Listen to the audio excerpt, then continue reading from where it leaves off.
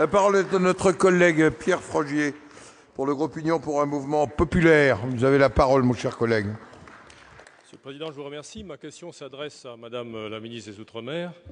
Je veux bien sûr évoquer la crise politique que traverse la Nouvelle-Calédonie en ce début d'année.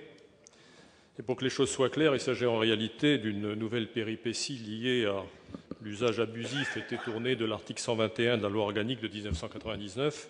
Cet article permet en effet, malheureusement, à une formation minoritaire au sein du gouvernement d'en provoquer la chute en faisant démissionner l'ensemble de ses propres membres. Une telle utilisation de la loi avait déjà été dénoncée par le Conseil d'État qui avait jugé en avril 2011 qu'en tentant ainsi d'empêcher le fonctionnement normal des institutions, ce détournement avait le caractère d'une manœuvre électorale.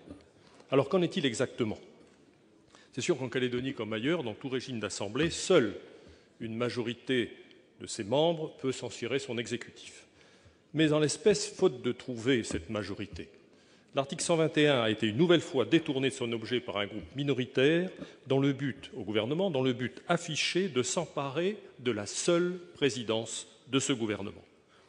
C'est ce qui provoque cette situation inédite et absurde où la Nouvelle-Calédonie aujourd'hui est dotée de deux gouvernements composés de façon identique, l'un élu mais incapable de désigner en son sein son président et donc inopérant, l'autre démissionnaire et chargé d'expédier les affaires courantes. Et le comble, ce sont ceux-là même qui sont à l'origine de ce blocage qui viennent, Madame la Ministre, se retourner vers vous afin que vous régliez cette situation. En réponse, vous avez récemment indiqué que l'État prendrait ses responsabilités. Mais quelles responsabilités ? Envisagez-vous la dissolution de nos assemblées afin de procéder à de nouvelles élections alors que le Congrès de la Nouvelle-Calédonie fonctionne normalement et vient d'adopter à l'unanimité plusieurs textes avant la fin de la session ?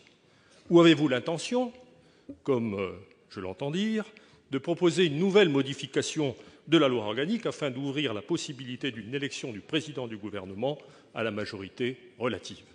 Ce serait bien sûr une nouvelle atteinte à l'esprit et à la lettre de l'accord de Nouméa, mais bien plus encore, ce serait la remise en cause de ce modèle de gouvernement d'unité calédonienne qui oblige les partisans du maintien de la Calédonie dans la France et les indépendantistes à la recherche permanente du consensus. Dans ce cas, que resterait-il de cet accord ? Alors, Madame la ministre, puisque vous avez affirmé devant une autre assemblée que l'État prendrait ses responsabilités, je vous demande, face à cette situation, quelles responsabilités allez-vous prendre ?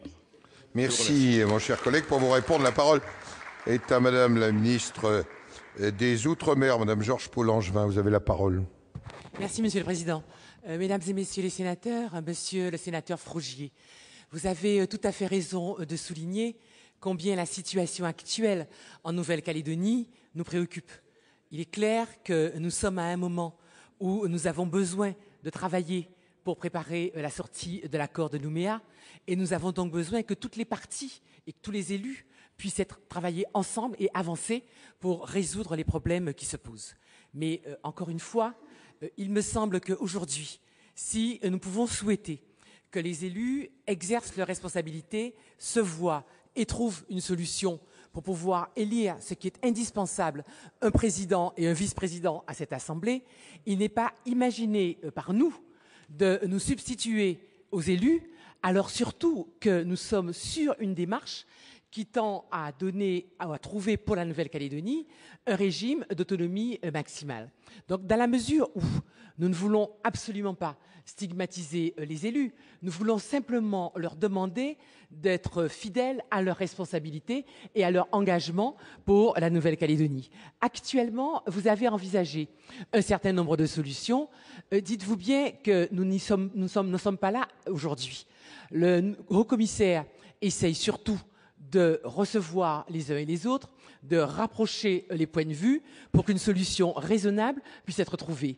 Mais nous ne pouvons pas imaginer que nous aurions une intervention qui serait de nature à, en quelque sorte, rétablir une sorte de tutelle sur la Nouvelle-Calédonie à un moment où le souhait de tout le monde est plutôt d'aller à l'inverse. Donc ce que nous pouvons dire simplement, c'est qu'aujourd'hui, nous sommes prêts à passer le temps nécessaire pour trouver une solution qui soit une solution de consensus. Nous espérons qu'elle va arriver, d'autant que pour tous les problèmes que nous avons à régler avant la consultation de 2018. Dans tous les cas, ce que nous essayons de privilégier, c'est précisément le consensus. Donc là encore, on y mettra le temps qu'il faut, mais j'espère que nous allons trouver une solution. Et comme cette année, nous avons démarré sous des auspices de drame, nous avons démarré avec le mois de janvier, finalement une espèce de volonté d'union nationale pour régler les problèmes. Essayons de maintenir l'esprit du 11 janvier en Nouvelle-Calédonie pour aboutir à une solution. Merci, Madame la Ministre.